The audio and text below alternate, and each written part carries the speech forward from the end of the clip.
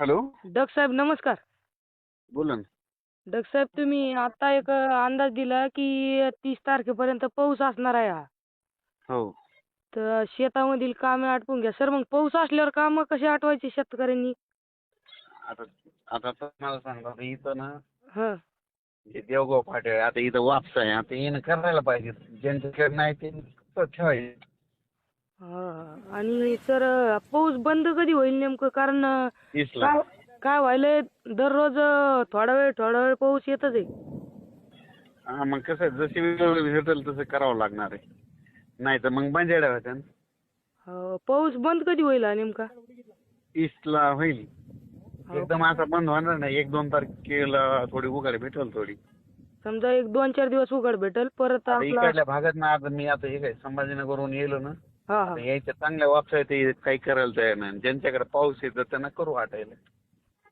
विषय वेगळाच झाला आता ह्यो. हम्म. आणि सर आता पेरण्या गिरण्या कधी होतील समजा? मान्सूनचा पाऊस कधी? जूनच्या पहिल्या-दुसऱ्या आठवड्यात सगळं. आणि मान्सूनचा पाऊस याच्या पाठीमागूनच येतोय. दुसऱ्या आठवड्यात येईल.